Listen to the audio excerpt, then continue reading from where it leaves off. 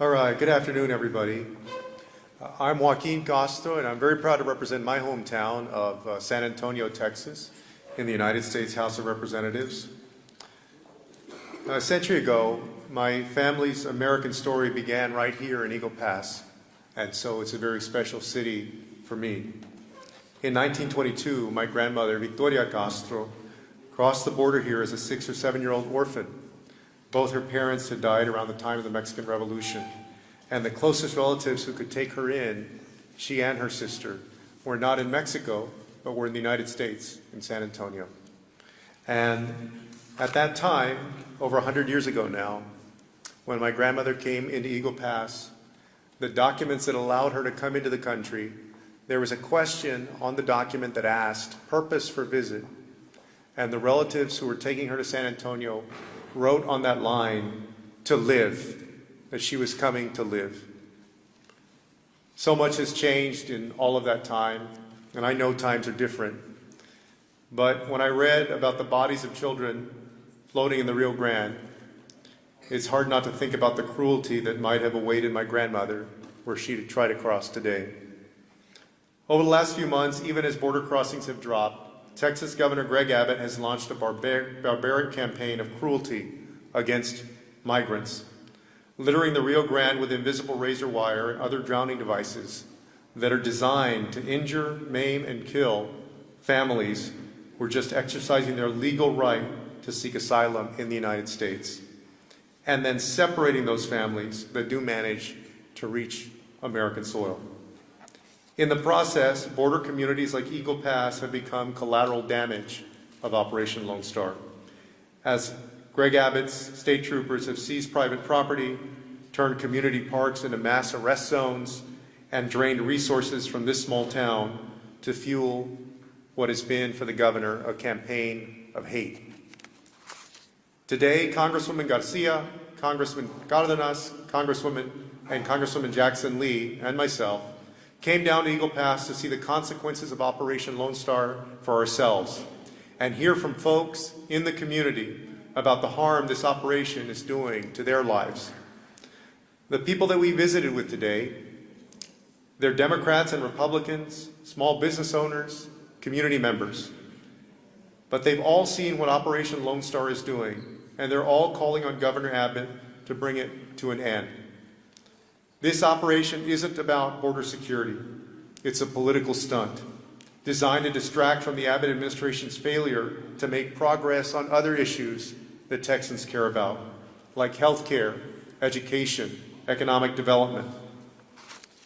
If Governor Abbott won't listen to his constituents and bring this cruelty to an end, the federal government needs to step in with the full force of its authority.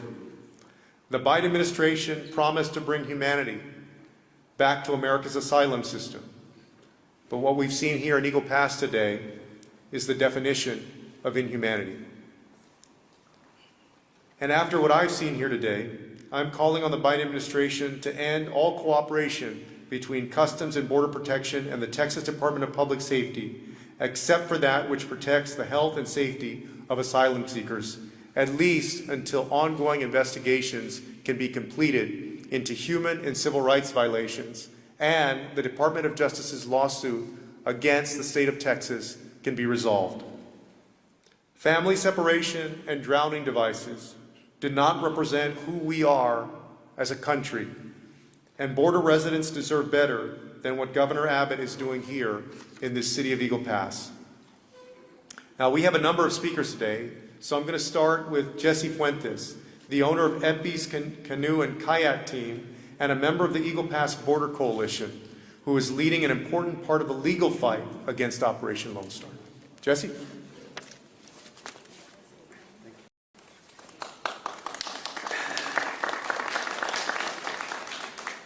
Thank you, everyone in attendance today. I never thought, if you would have asked me about a month ago, that I'd be addressing a briefing, a press conference like this, that I would have to try to defend or just look at the situation that's happened here in Eagle Pass.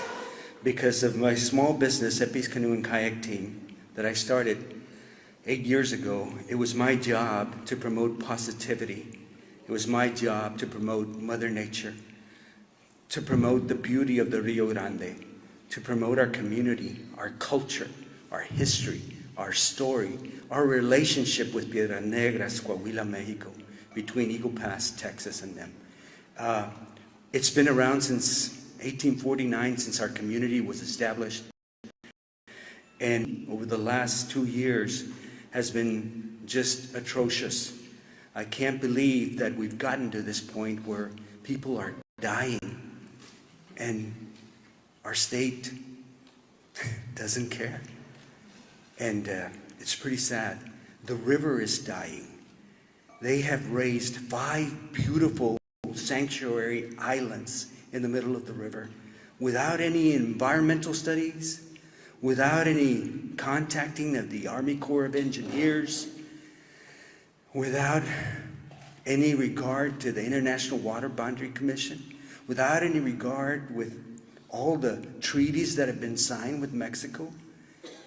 This is our governor that's doing this to our community. Did we ask for this? No, we didn't. Can we put a stop to him? No, we can't. Why? Because he's determined. He's determined, despite the death of human beings, despite the death of a beautiful ecosystem in our Rio Grande, he's determined to prove a point. What is that point, Mr. Greg Abbott? What is that? Look at all the people that are here asking you to please reconsider your position and please allow us dignity and respect. Everybody deserves that. As a small business owner, the river is my passion, but most of all, my culture, my history, nuestra gente. That's why I'm here, and that's why there's litigation, because he won't stop. But I'm here, and I'm glad that everybody behind me is also supporting that. We need to change. We need to approach this in a better manner. We need to come together as human beings and solve this issue. I love my river, and I hate to see what is happening to it. It's affecting my business, but most of all, it's affecting my heart. It's affecting my heart because I've been there. I've took some journalists out on the river, and they saw it for themselves. There's no militia, there's no armed people coming over. It's just families, innocent people that need help, and they can't get to our soil in Texas because they're pushed back, or there's tons of concertina wire, and it's ugly. And I hope and I pray that there is some resolution to this, because our community is caught in the middle, and we should be able to resolve this, because it's not just about the river, it's also about humanity. And that's all I can say, and I thank you all for being here.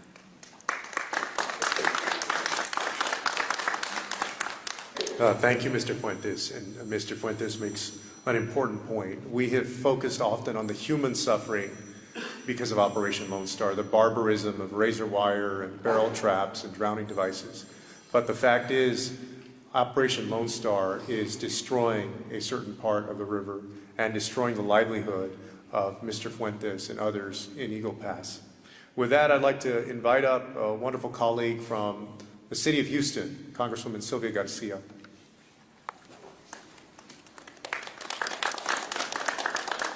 Thank you, Congressman, and thank you for leading us in this delegation to come visit the area. And thank you to all our community members who have been here telling us their stories, telling us of what they've confronted, and telling us about the impact it has had on them and the families in this area.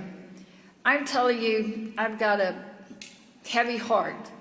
I have never seen anything like this in our own country. These are things, the razor wire, the buoys with, between those big orange things that help it float, the chainsaw that could hurt someone, to see all these barriers that are set. I mean, it almost looks like they're trying to trap wild hogs or something. I mean, we're talking about people. The cruelty of the barriers in the wire that are out there is just so graphic that this morning I was brought to tears. It's just horrible to see someone treat people this way. These are human beings. I was raised as early on that we're all the children of God, that we should all be respected, that we should always welcome the stranger. That's what my Catholic upbringing brought to me. And to see this inhumanity just really breaks my heart. And to see that it's being done for, frankly, no other reason than political plays. Because the federal government is doing something about immigration. You've heard earlier said crossings are down by more than half. The Biden-Harris administration has put so many more resources to give Senator Mayorkas the tools that he needs. This crisis is a crisis of making of Greg Abbott because it meets his political ends. And if you look at what he's done, he has basically taken property from those ranchers and done with it what he wants. He has put sand on the gate so they can't even access their own banks. He has gone and taken over a public park, convinced the mayor to make it private, now it's back to public.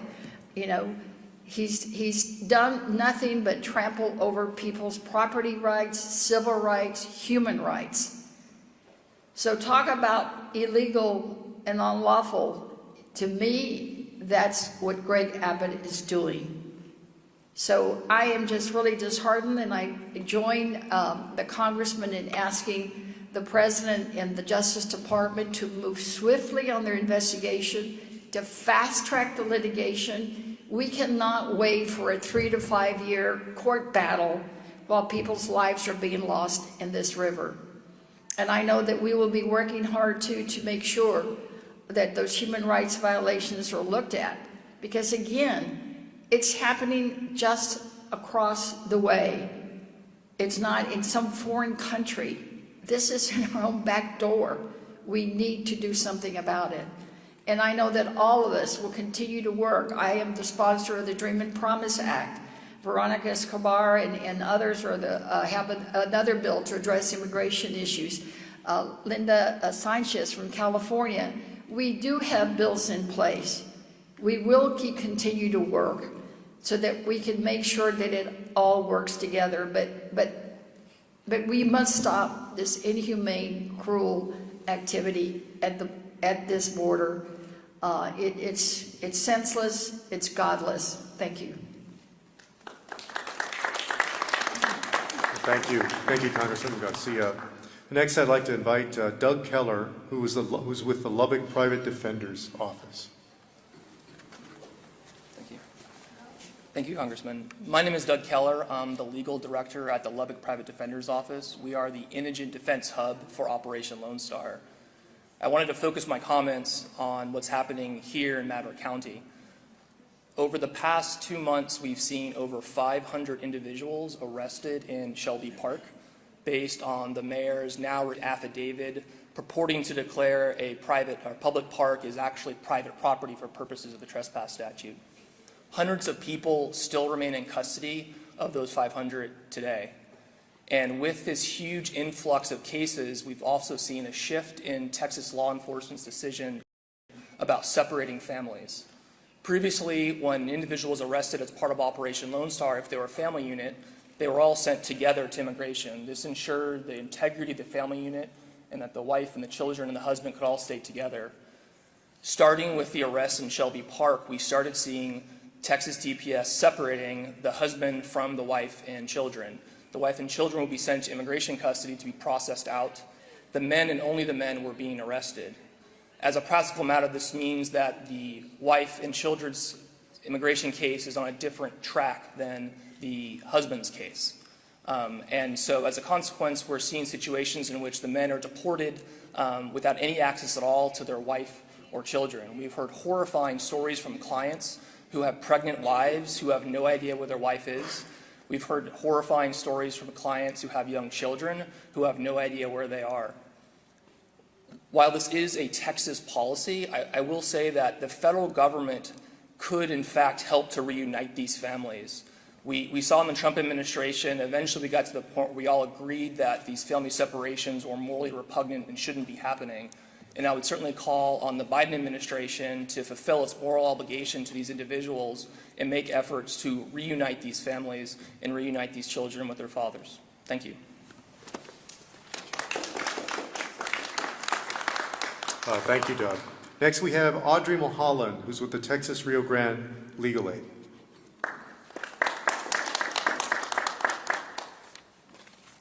Thank you, Congressman Castro.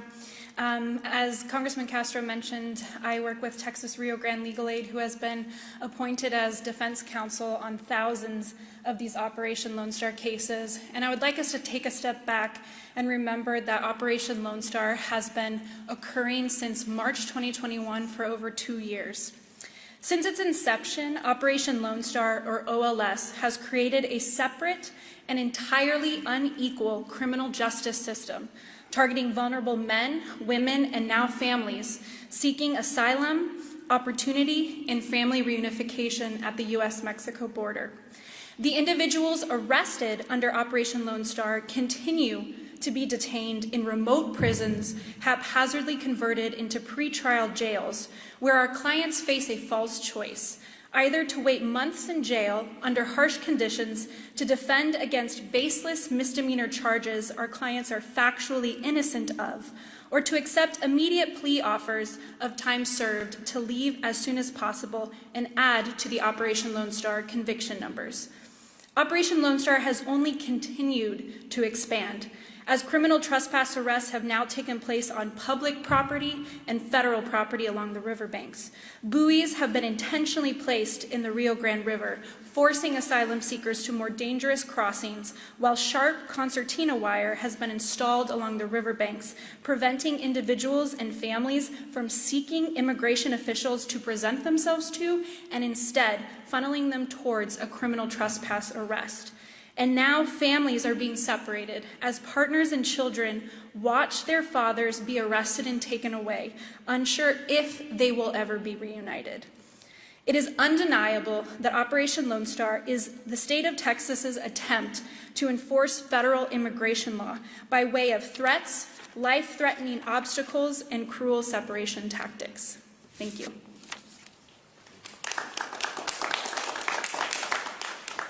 Next, I'd like to introduce Congressman Tony Cardenas from California. Thank you. Gracias. Estoy de acuerdo con todo lo que dijeron mis colegas y también quiero decir en español que aquí en los Estados Unidos, cuando una persona llega aquí a este país buscando una oportunidad de asilo, deben de recibir todo lo que merece a cualquier humano. Y ahorita en este momento el gobernador Abbott está haciendo todo lo que puede para que las personas no puedan recibir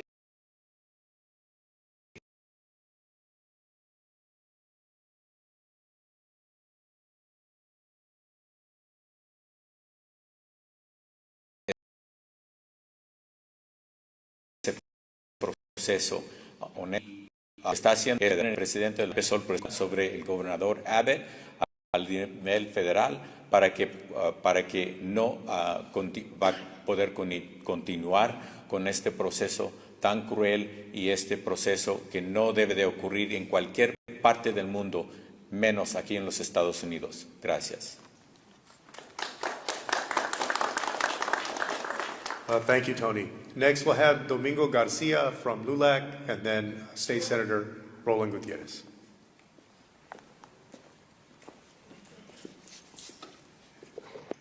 Governor Abbott, you need to tear down those barbed razor wire walls. Governor Abbott, you need to take down those bayous that are death traps on the Rio Grande. Governor Abbott, you need to take down those rail cars that are dividing Piedras Negras from Eagle Pass and not allowing people to enjoy the kayaking, the hiking, and the swimming. What you are doing is unchristian, un-Texan, and un-American. The Statue of Liberty would be weeping, if it could, when they see how you're treating Christian refugees who are seeking only asylum in a country they believe stands for democracy and values, Christian values. So we're hoping that today, that this congressional delegation will send a message to Washington that barbed wire, troops, including, I saw a bunch of them from Florida today, and wasted taxpayer dollars from Florida and Texas, is not going to solve the immigration issue. It's going to take bipartisan immigration reform that allows for legal pathways for immigrants to come into this country, and that will keep the cartels and the human smugglers away, because what Governor Abbott is doing is creating a funnel to the human traffickers. He's creating a funnel of dead bodies on the Rio Grande. And that has to stop. And it's going to take Texans and Americans to say, ya basta, eso no se vale, no es cristiano, no es americano. Y cuando pones ese tipo de barreras, resulta la muerte de mucha gente y sufrimiento. And cities like Eagle Pass, where hospitals get filled up with children and women cut up with barbed wire injuries, where the morgues get filled up with floating bodies. That's not the America that I was raised with. And we will say with liberty and justice for all, that's not liberty and justice for all. Thank you. State Senator McGill. Thank you, Congressman. I promise it's just a cold. I want to be very clear what's happening here for everybody that's listening out there in America. What's happening on the border, what the Republican governor of Texas has done for the last 2 years is just create nothing but stunts. So I want to clear this up for you. We've had him stop every truck coming in to the United States for weeks on end in the past. It cost the Texas economy $9 billion in rotten vegetables. We now have seen him fly people to New York and Washington, D.C. and everywhere else. These are people that are weeks away, processed immigrants that are weeks away from getting a work permit as asylees. And so we want to be very clear of that. He has housed people for well over a year for a trumped-up charge of criminal trespass, where every Texan would spend 2 to 3 days in jail. These people have been in jail for over a year because of this sadistic SOB. Let's be really clear. And now what he's done today, over the last 2 months, since the Biden administration re-implemented Title VIII, which is a law enforcement protocol that every Republican fought, not just publicly, but in the court system, we have now seen a 70% reduction in crossings. That's a real fact. And what did this governor do? He brought his buoys down, he brought more razor wire down, and he put it down there because he wants America to see a country and a border in chaos. This border is not in chaos. These communities live and thrive and work every day, but now, unfortunately, they have Greg Abbott's helicopter circling around. Let's be very clear. I also want to thank this Congressman, Joaquin Castro, for his leadership today. Congressman Cardenas, Congresswoman Garcia, and Jackson Lee that came here because they wanted to know the truth.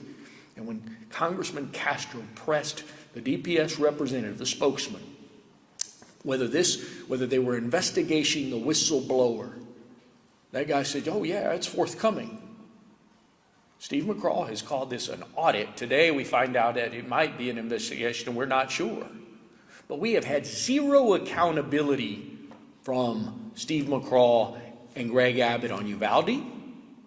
And I don't expect we're going to have any accountability on what is happening today. And so for every American that's out there listening that wants to think that we need to be tougher on this issue, these Congress people, they're in there every day with good ideas that Republicans don't want to move forward. They simply don't want to move forward on this. And every day, right now, we have state police that have committed crimes on the border, pushing kids back into the water. Women and children have died. Muchas gracias a todos por su apoyo.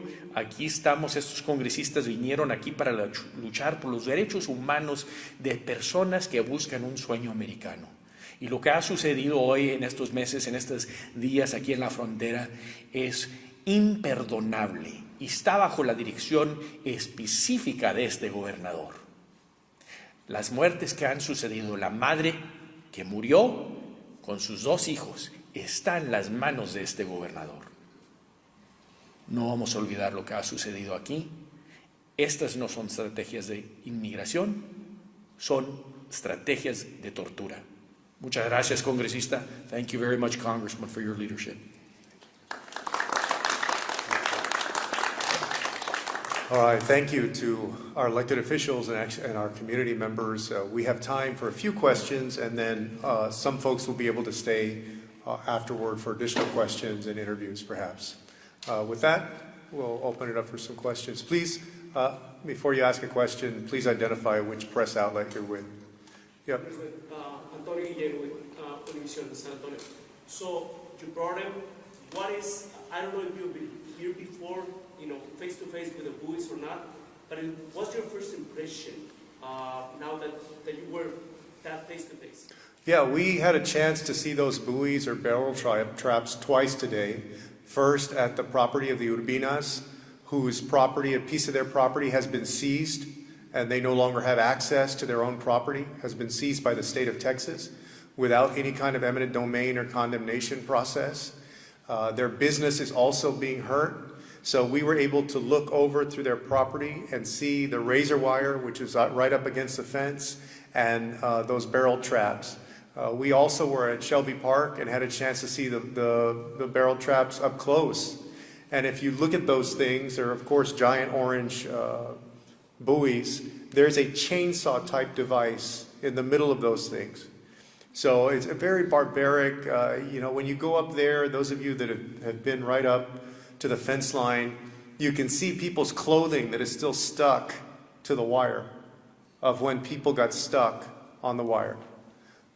We've heard today from community members who've said that they have witnessed the Texas National Guard refusing to help even families with young children who are caught in that wire, who are about to get caught in the wire. And so it confirmed that these are barbaric practices. I have a concern today. We had a chance to meet, in addition to visiting the Urbina property, we had a chance to meet with community stakeholders and also with the Department of Public Safety and CBP. I am concerned now that the state of Texas has forced CBP out of that area around the Urbina property. There is a little bit of dispute about that, but I think after all is said and done, functionally, I think that's what they've done. And it concerns me because these are folks that are not trained to patrol the border. They're not trained in when to offer aid. There are accounts that they're refusing to offer aid, even to young children. And so I'm very concerned about that. I spoke to Secretary Mayorkas just a few days ago to let him know that this CODEL was coming down here and laid out some of my concerns. And I will certainly reach out to him again and let him know what we found out and my concern that the state has muscled out the Border Patrol from that area. I don't know if any of my other colleagues want to chime in on that or if we should take the next question. Sure, Sylvia. I just want to underscore the point that the congressman made about the Buoys, only because when we asked the DPS official about the risk that people were taking and how it was going to hurt people, and we talked about the razor wire, and then they said, oh, but the Buoys, oh no, they're just floating. There's nothing there that could put them at risk, nothing. And then we went to see one up close and personal, and like he said,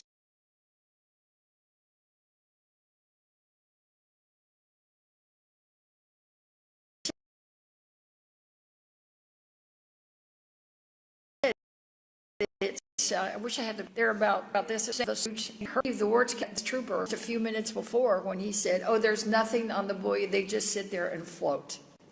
Well, they can do more than just sit there and float. They're hurting people. They're putting them at risk. Thank you. Congressman Castro. Thank you. Yes. John Salazar, Inspector of News at Boston.